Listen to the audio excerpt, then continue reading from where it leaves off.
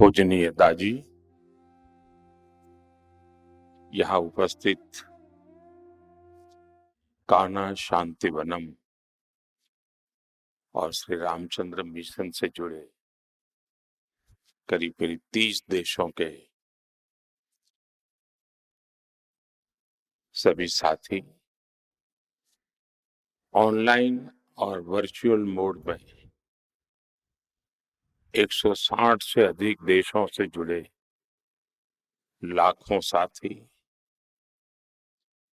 अन्य महानुभाव, देवी और सज्जनों, यहाँ कान्हा शांतिवन में आपके बीच आकर आपके इस प्रेरक काम को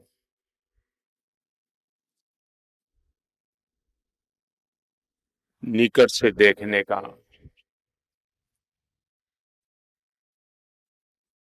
बहुत लंबे समय से मैं इंतजार कर रहा था, लेकिन किसी न किसी कारण से आ नहीं पाया था। और पूज्य दाजी की शिकायत रहती थी कि मोदी जी दुनिया भर के लोगों को तो धक्का मार मार के भेजते हैं, खुद नहीं आते हैं।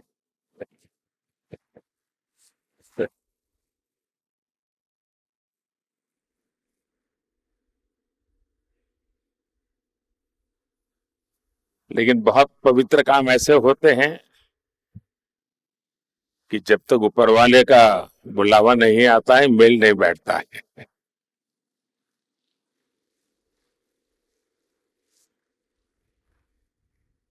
हार्टफुलनेस के लिए आपकी स्पिरिट निश्चित रूप से इस केंद्र को और आपके वैश्विक प्रयासों को अलग आयाम देती है।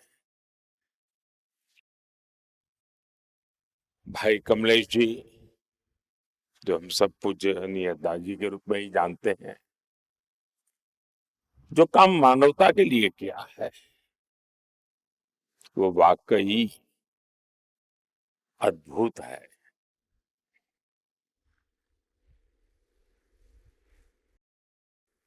उनके इस योगदान को पद्म पुरस्कार से सम्मानित करने का सौभाग्य हमारी सरकार को मिला है।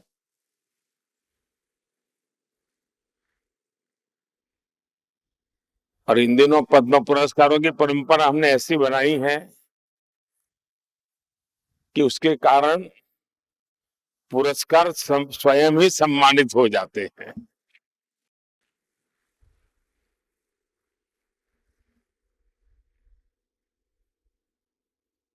मुझे इस बात की खुशी है कि श्री रामचंद्र मिशन के संस्थापक पूज्य बाबूजी महाराज की 125वीं जन्म जयंती का समारोह भी चल रहा है।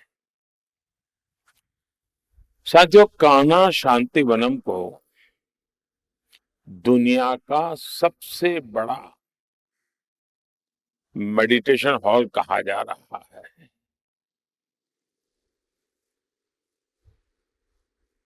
जब इस हॉल में 1 लाख लोग एक साथ ध्यान लगाएंगे तो जो ऊर्जा यहाँ पैदा होगी उसका अंदाजा लगाया जा सकता है। इस कान्हा शांतिवनम में जिस परंपरा, जिस संस्कृति को हम जी रहे हैं, वो हजारों वर्षों के एक सतत प्रवाह से निरंतर समृद्ध हुई है।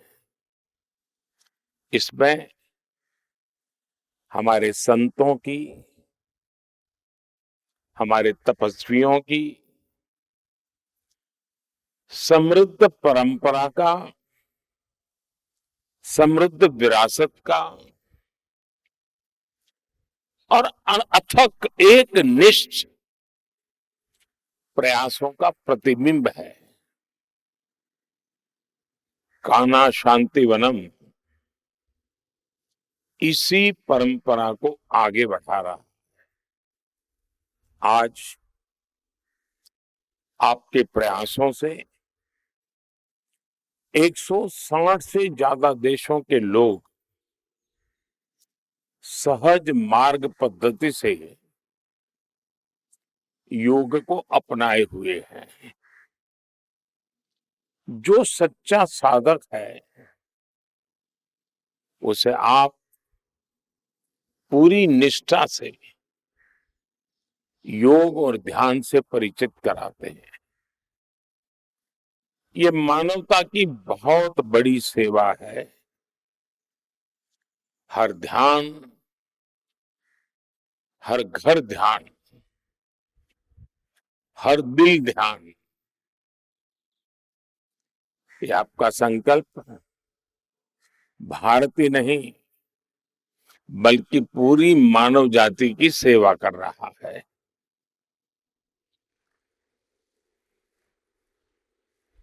पूज्य लाला जी, पूज्य बाबू जी,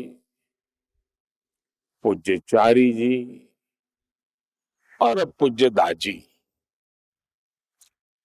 ज्ञान और ध्यान की एक निर्मल धारा है जो यहाँ निरंतर प्रवाहित होती रही है।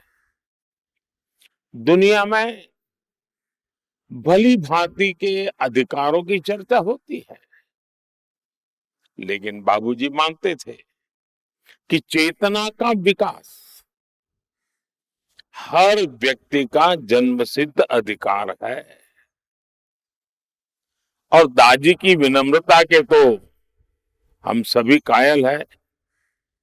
कहीं रास्ते में मिल जाए तो पता नहीं चलेगा ये वो महापुरुष है। समाज जीवन में मुझे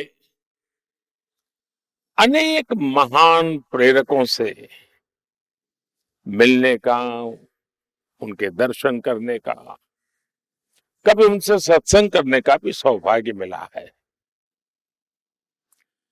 और मैं आज कह सकता हूं से उसमें दादी भी एक है।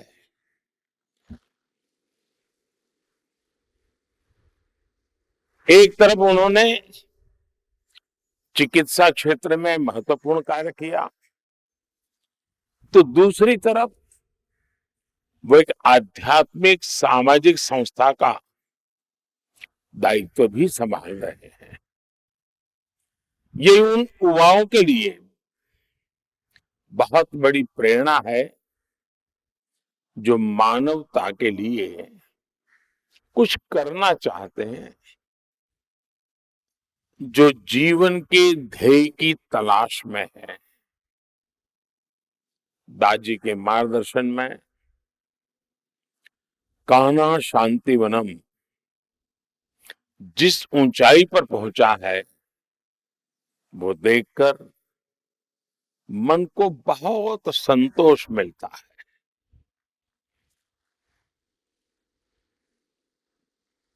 पूज्य दाजी और श्री रामचंद्र मिशन ने जिस प्रकार साइंस और स्पिरिचुअलिटी को जोड़ा है, वो भी वर्तमान युग और आने वाले युग में एक सशक्त भूमिका अदा करेगा। पूज्य संतगण, इतिहास साक्षी है कि जब जब जहां जहां गुलामी आई, वहां सबसे पहले उस समाज की असली ताकत पर चोट की गई, उसके चेतना तत्व को तहस नहस करने का प्रयास हुआ, उसके चैतन्य को नष्ट करने के लिए उससे जुड़े सभी मानबिंदुओं को खत्म करना, ये प्रवृत्ति रही। भारत को गुलाम बनाने वालों ने भी हमारी असली ताकत ज्ञान, ध्यान, योग, आयुर्वेद, ऐसी कई महत्वपूर्ण परंपराएं थी उसी पर हमला बोला था और इसका देश को बहुत नुकसान उठाना पड़ा। लेकिन अब समय बदल रहा और भारत भी बदल रहा है।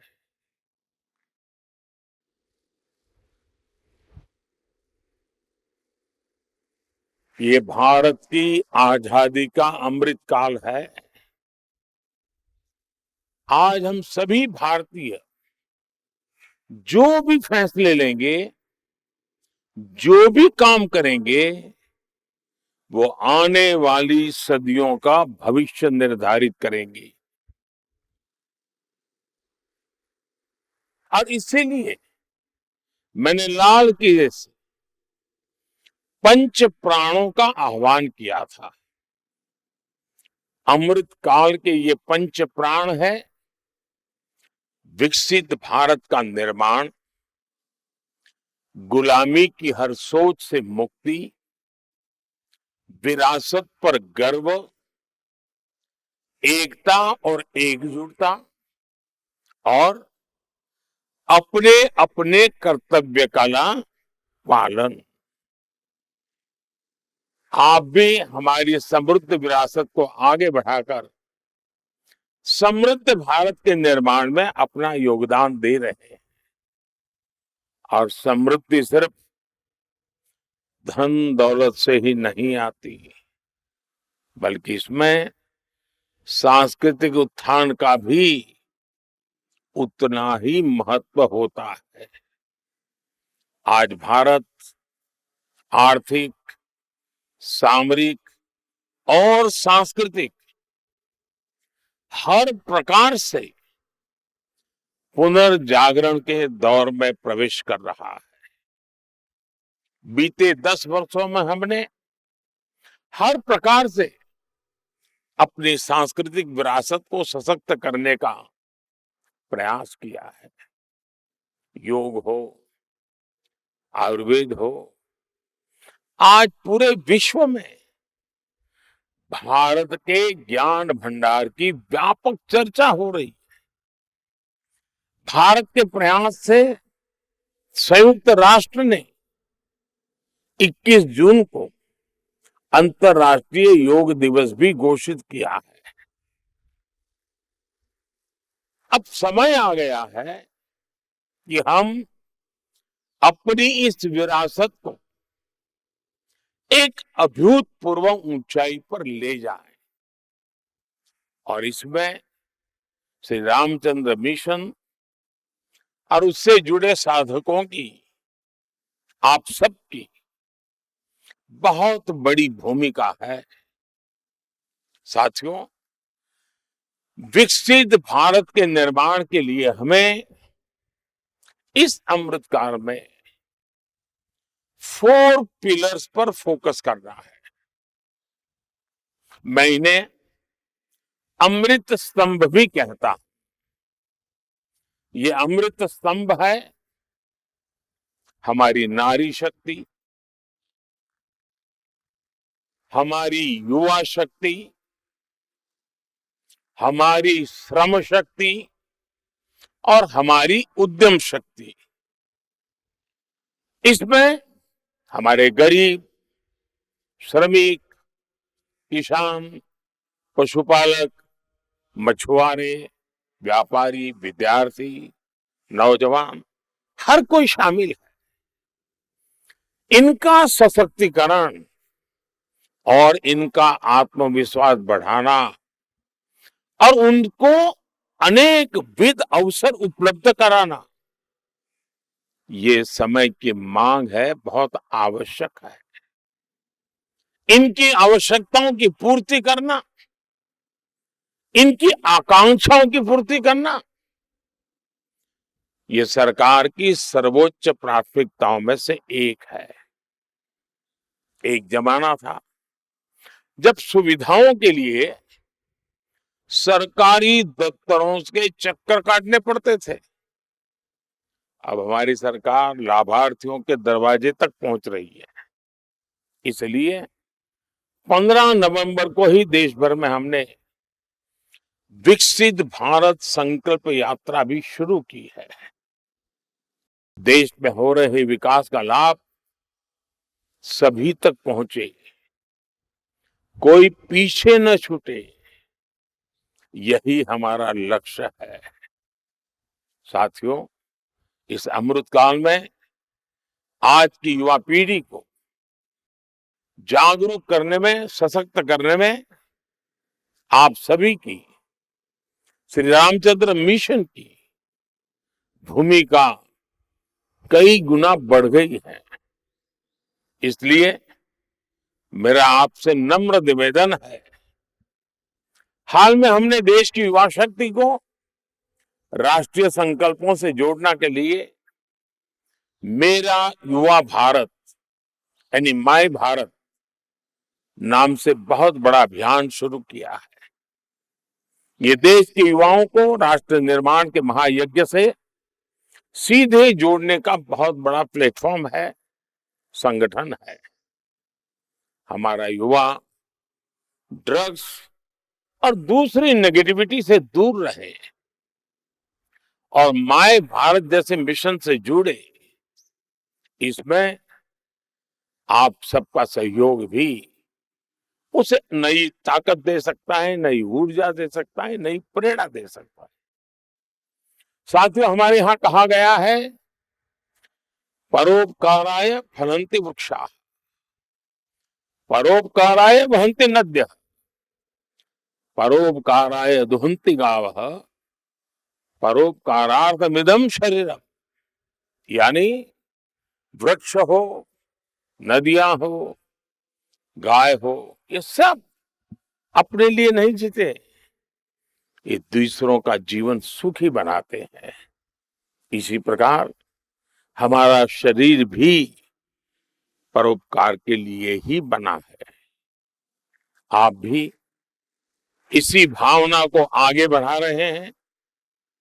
मुझे बताया गया है कि आप इस क्षेत्र में लाखों वृक्ष लगाकर एक हरा भरा जंगल भी तैयार कर रहे हैं। यहाँ पानी की एक एक बूंद भी बर्बाद नहीं होती, बल्कि बूंद बूंद का सदुपयोग होता है। ये भविष्य की पीढ़ियों के लिए आपकी तरफ से बहुत बड़ा उपहार है। और अभी पूज्य दाजी के साथ कुछ मुझे सरसरी नजर से कुछ चीजें देखने का अवसर भी मिला, और जिस पैशन के साथ वो चीजों की बारीकियां बताते थे, तब मुझे लगता था कि पूज्य दाजी यहाँ के कण कण में रम गए हैं।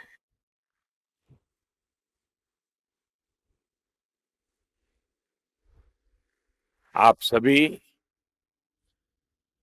मानवता को शांति और सुख अविरत धारा की तरह बांटते रहे, बहाते रहे। विकसित होता हुआ भारत खुद को एक विश्व मित्र के रूप में देखता है, और आप सभी विश्व मित्र भारत। और कोरोना के बाद तो हमने जिस प्रकार से दुनिया के साथ हम खड़े रहे, आज मुझे दुनिया को नहीं कहना पड़ता कि हिंदुस्तान आपका मित्र है, दुनिया कहती है भारत हमारा मित्र है।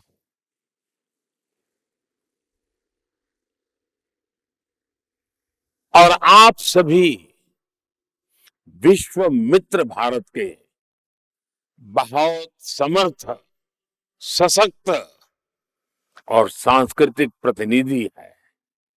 मैं एक बार फिर सभी महान व्यक्तित्वों, पूज्य लाला जी, पूज्य बाबू जी, पूज्य चारी जी और पूज्य दादी जी को श्रद्धापूर्वक नमन करता हूं। आप सभी को बहुत बहुत शुभकामनाएं देता हूं, और आप सबको मिलने का मुझे अवसर मिला। लेकिन मैं कभी कभी हम कहीं जाते हैं तो जल्दबाजी में अगर कोई खाने के लिए भी कहता है तो नहीं, मुझे बहुत जल्दी जाना है, ऐसा कर थोड़ा चख लेता हूँ।